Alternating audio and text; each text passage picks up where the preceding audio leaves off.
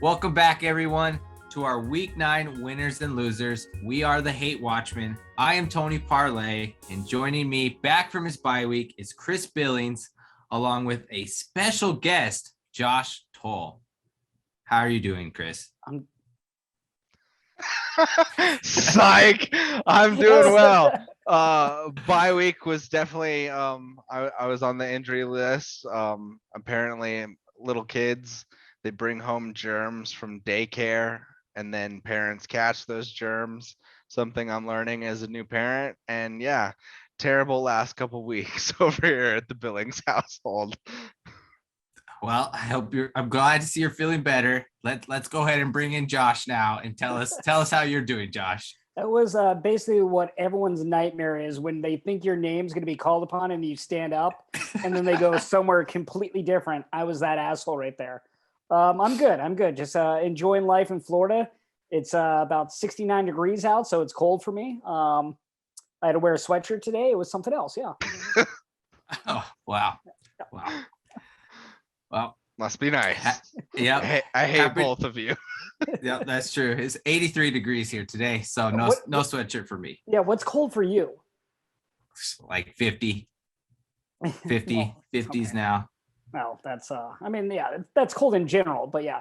But the worst is like when I get up in the morning, like the sun's not up. Well, now that changes now with daylight savings. We'd put on a sweatshirt, walk outside here in Florida, and be hot and humid. I'd be sweating, be like, "What are you doing, you idiot?" And I'd just essentially lose the sweatshirt. But yeah, the darkness always threw me off. Yeah, that's how it is. You're cold during the dark. I have a heater going on right now. It's here in the little studio setup. Like bullshit. Ouch. That's rough. We'll go ahead and we'll stick with Josh here and tell us who your Week 9 winner of the week is. All right, I have to go with the football team of the state that you live in the Arizona Cardinals, and Cliff Kingsbury, proving that he's an actual good coach. No Kyler Murray, no DeAndre Hopkins, no AJ Green. I don't even know if JJ Watt plays there anymore. But they go and they get the victory on the road against the San Francisco 49ers and Kyle Shanahan. They dominated that game. They were like over 50% in third down conversions. Really, you get a guy when you have Colt McCoy and not Texas Longhorn Colt McCoy. Like, he's got like 8 wins like ever in his NFL career. I think that says something about this Cliff Kingsbury team. And then obviously we know about their defense and what they can do is Chandler Jones. They had like 5 sacks against Garoppolo. This team is legit, and they showed how legit they are without Kyler Murray and 3 of their other best players. I think that's a win for them, that they can find a way to win in different ways than if Kyler Murray and 3 of their best players are out. Just to push back on you, because I was a Cliff Kingsbury denier, seeing as it was the same game against the so-called boy genius, Kyle Shanahan. Are we crowning Cliff Kingsbury a little too early? No. Or do you think that he's a legitimate coach because his team is making that improvement every season? They just keep getting better and better and better. It shows why they got rid of Josh Rosen for Kyler Murray. He knew something that, well, I'm sure other people did, but if he put Kyler Murray in his system, it would be successful. And yes, Kyler Murray improvs a lot, but then it just shows what he can do right now with Colt McCoy. Now, I wonder what happens if you say you had Colt McCoy for the next 2 weeks and how that changes things. But it shows he knows how to game plan. And then you also look at James Conner coming in, having a big running game. I think this Arizona Cardinals team is built on both sides of the ball to be successful. It's just a matter of how long can they do it. I'd have to agree with some of that. I would have to eat some of those words. He definitely has helped that run game a lot more than I expected. Moving on to Chris Billings over here. Who is your winner of the week? Yeah, I just gotta say, Colt McCoy hasn't looked that good since Garrett Gilbert took over for him in the championship game. Anyways, don't want to poke those Texas fans too much. They're having a rough season. My winner, since we're doing a little snake draft here, I'm going to take the Tennessee Titans. In less than a month, they've beaten the Bills, the Chiefs, divisional opponent, the Colts, and now the Rams. And so looking like they might honestly be the best team in the AFC, even without Derrick Henry now, who went on injured reserve, done for the season. So hey, I'm going with the Titans. Like Vrabel, like to Josh's point, like he's gotten the team consistently better year after year. They've continued to improve, and he's looking like he's a legitimate coach. Might be one of the first disciples of Belichick to actually pan out. Is he a disciple of Belichick though, or is he a disciple of Gary Kubiak? Oh, Because technically he played for Belichick, but he never coached for him, correct? This is correct. That is correct. This is true. So technically, let's give it to where it needs to be deserved. He's a Gary Kubiak disciple, which is weird because Gary Kubiak is not known for his defense unless Wade Phillips is there. But I digress on that. So maybe he's more of a Wade Phillips guy. Sorry. Oh, that's also a possibility. So hey, technically true, but hey, I'm taking the Titans. I'm taking your vaunted nemesis in the league, Ryan Tannehill, and the Tennessee Titans. Winning without Derrick Henry was a pretty big surprise. Didn't seem like he missed him too much. Adrian Peterson scoring touchdowns. Like, what's happening? What's happening? Why do I keep watching this? Why do I keep watching these games? I don't know anything. I honestly just don't know. Let me guess, you're picking the Denver Broncos as your winner of the week.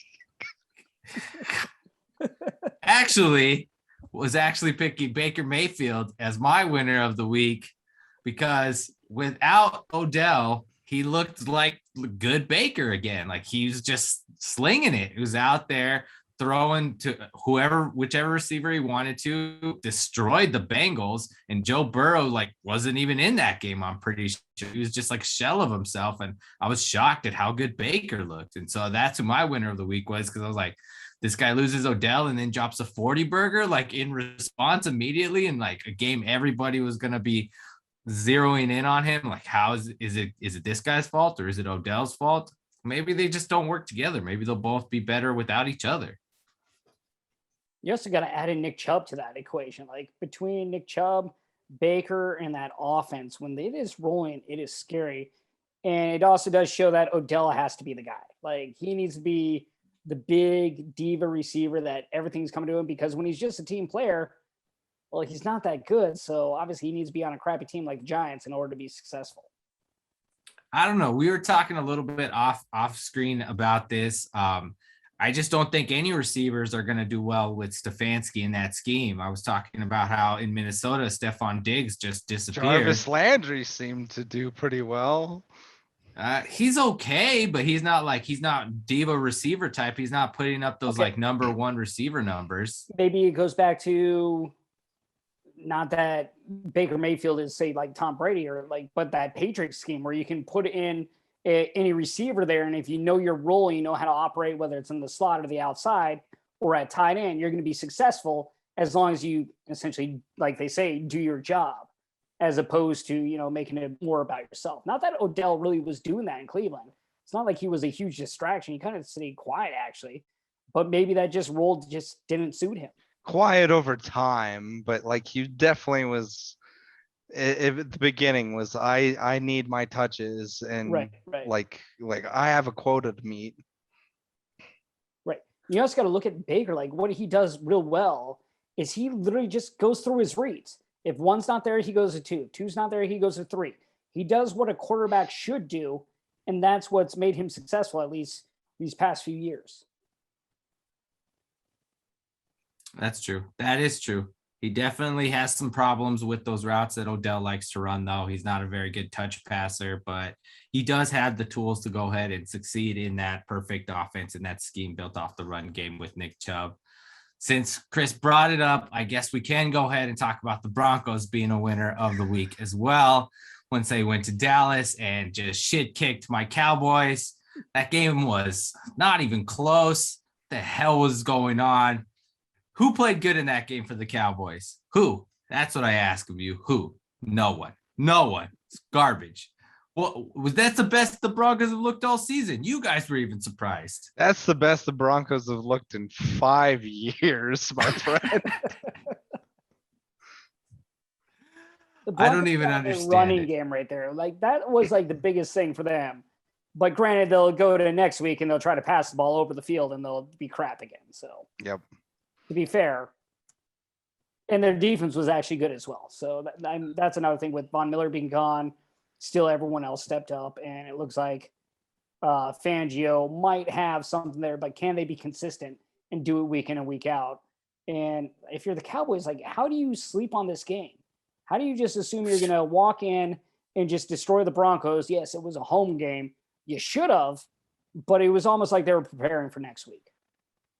I got nothing. They must What's have been what's reading the even more press shocking clippings. though is like how many players are on this Cowboys team from the last time they played the Broncos. The Broncos basically did the same thing, just boat raced them, kicked their ass with Trevor Siemian. And you think they'd remember that? Like you think that like Dak and Zeke would want to come out and be like, no, like we're gonna show these guys like who's boss, and nothing. Dak looked so bad. He looked rusty, man. Someone that hadn't been practicing, missing all kinds of receivers. The receivers were open, and then once they were open, they were But even dropping a passes. rusty Dak should have like. I mean, Dak didn't look good, but that should have been enough to get the job done against the Denver Broncos. He didn't look good. Zeke didn't look good. Tony Pollard didn't even look good. No one looked good on that offense. They couldn't do anything. Pathetic showing. Pathetic. That's basically what the Dallas Cowboys are known as around the NFL. Pathetic. First of all, no. Mediocre is what I'll accept. Pathetic, no. Okay? Come on now. We're better than that. And also, I just want to say that, like, much like Cam Newton, Denver Broncos own Dallas Cowboys at this point. Like, have ownership over them. Unfortunately. I mean, you guys almost lost to Washington. 95? Oh, geez. Yep. Man, that was my high school prime. Exactly. It's going to be 30 years. It's going to be over 30 years by the time the next time they play. Or 30 years exactly. So we'll see. We'll see what happens. We'll see. That's probably the loser of the week then for me as well. It's the Cowboys looking bad. God, looking awful. They were just fucking shit. Garbage. Yeah, their coach isn't that good, but you know. That's First of all, sticking with the losers of the week, I will go ahead and include this team because we were talking about them off screen as well. The Raiders. The Raiders are my loser of the week. Everything that can go wrong is going wrong for that team off the field.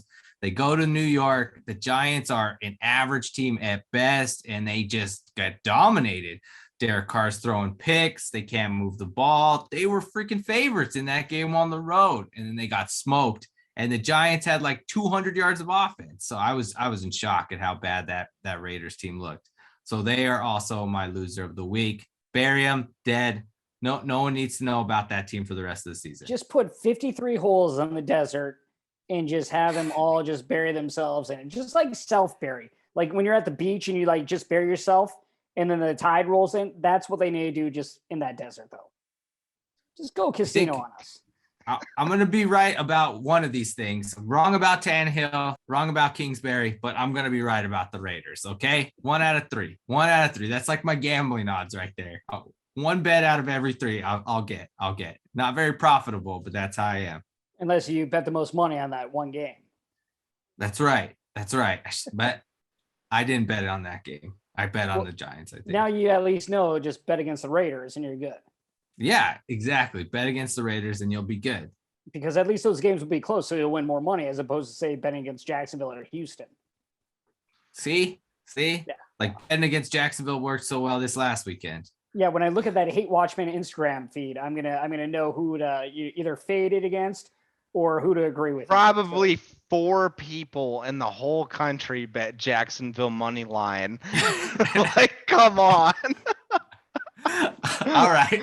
Even Jacksonville players weren't even betting on that. Yeah. No, we're not winning that game.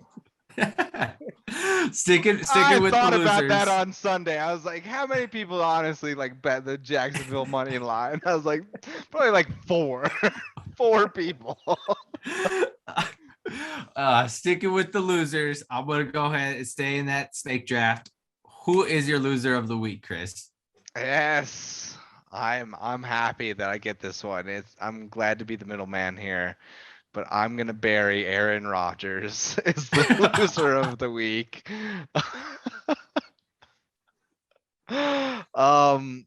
Man, like this guy just is he's opened his mouth. Like I don't want to get too much into like the specifics. We all know it just basically said like he's vaccinated, really wasn't. And I don't want to get into the whole politics of that. More so is just you lied. Like you lied and you tried to be cute about it when it really comes down to it. And that's always just how we've kind of felt about Aaron Rodgers is that he's just like with his whole like relaxed persona and holier than thou and like I'm Mr. just I'm just trying to educate myself. I'm just like he's one of those of I'm just asking questions. I'm just asking the questions. And it's like, well, you're asking some really fucking dumb questions. Like we talked about it before the show began, like even reports of him talking about like beliefs in chemtrails and stuff like that.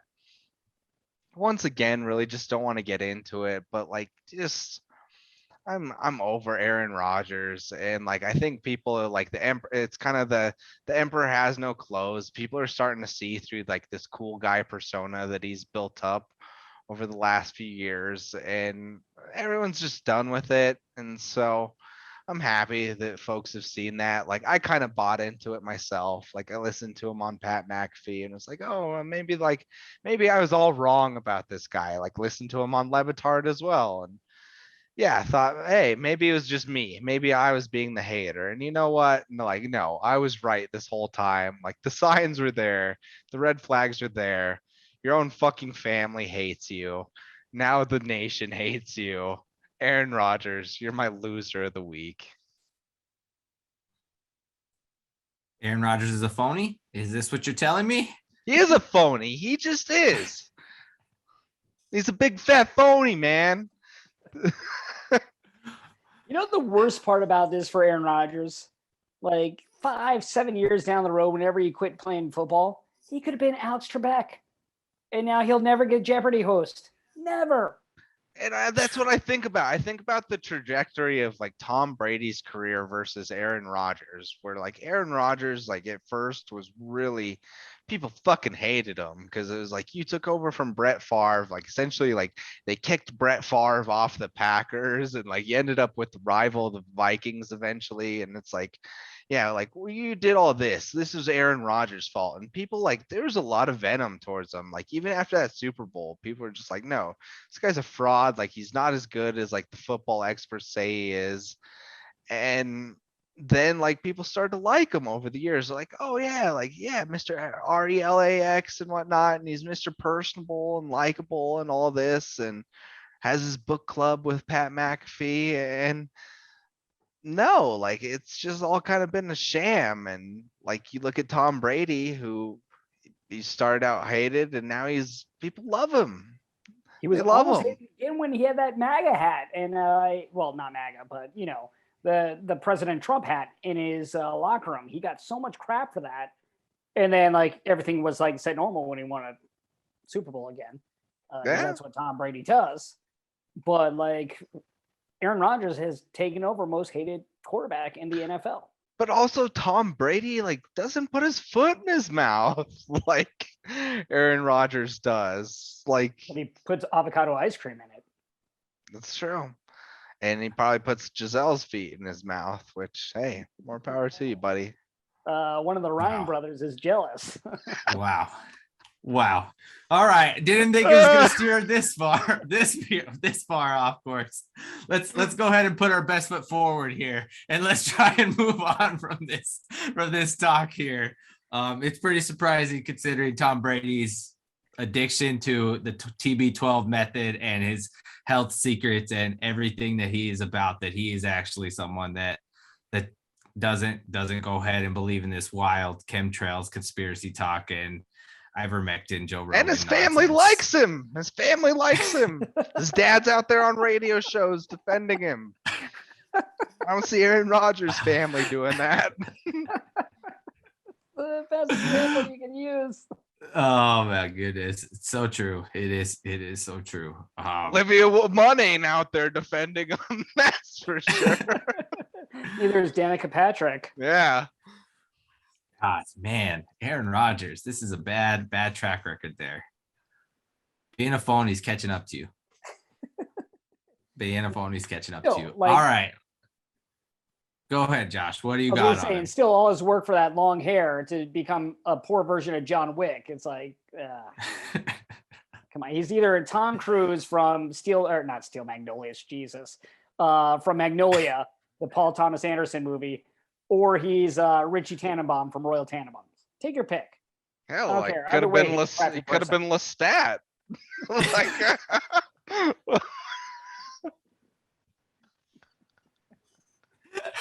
yeah, that's right. People come for the interview with the vampire jokes here.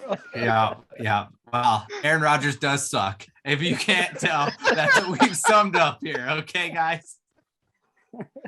He sucks as a person, not as a quarterback. Let's get that straight. That is true. That is true. He is a very good hate quarterback. the artist, not the art. That's right, for sure. Right. He's the Kanye West of the NFL. Shitty person, great at everything else in terms of on the field shit. Yes. All right. Sticking with Josh, we'll go ahead and let us know who is your loser of the week. I was debating on the San Francisco 49ers, but I think I'm going to stick in the NFC North like Chris just did. And the Minnesota Vikings, 2 straight games where they have led by double digits at halftime. And they go and blow it. Dalvin Cook over 100 yards. Kirk Cousins, whatever his name is, no turnovers, held on to the ball. But they allowed Lamar Jackson, probably this year's MVP should be, 400 total yards that man did by himself. They could not find a way to slow him down. I think that is why I have to give it to the Minnesota Vikings. The Vikings are just basically beating themselves. They just keep finding a way to lose. If they win 2 or 3 games that they led by 10 points or more, they're right there at the top of the division with the Packers. They're a playoff team, but because they keep crapping the bed, they could be on the outside looking in a weaker conference in the NFC. Yeah, I would have to agree with a lot of what you said there. I believe most of the Vikings games have been within about a touchdown or less, 5 points. They just find ways to lose games. Chris Billings over here is predicting multiple Vikings losses. He hates their special teams. He's pretty much called a lot of their losses with their special teams being the reason for God that. Clearly hates their special teams throughout time. Like they are the Chargers of the NFC, just an unlucky team. They should have won so many games. Like honestly, like if I was Coach Zimmer, like I'm walking in that office, I'm just like, we're just unlucky this year. Like, come on, like Are they just unlucky, or maybe it's your coaching? There's a lot of that's a lot of unlucky situations. I have to admit, man.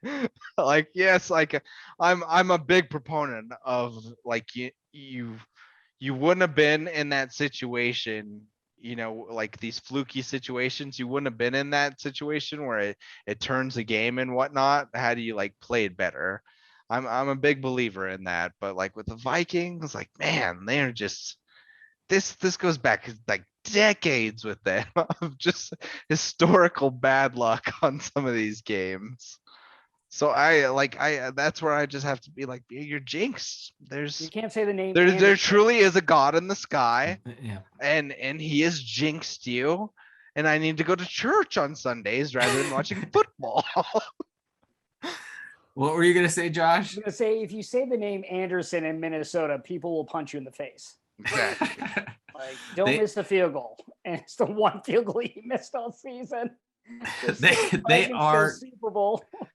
They are a fool's gold team and a fool's gold quarterback. It's a perfect match. Think with about Kirk even the Cousins. year they had Brett Favre on the team. Like that was like the team on paper that like should have won it hands down.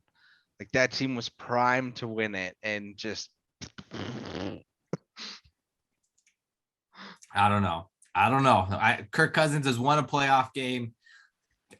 I still don't. goddamn feel Tom comfortable Coughlin like wanted to die on the sideline. with him. Like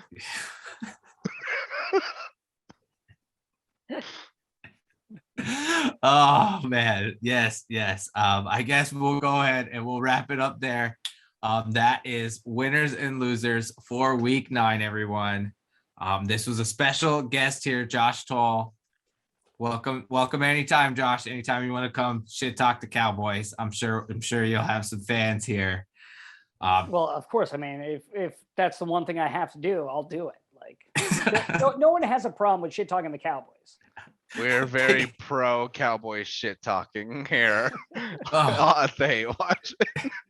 Thank you guys for making that sacrifice. And thank you all for watching us and joining us for week 9 winners and losers. We are the Hate Watchmen, everyone.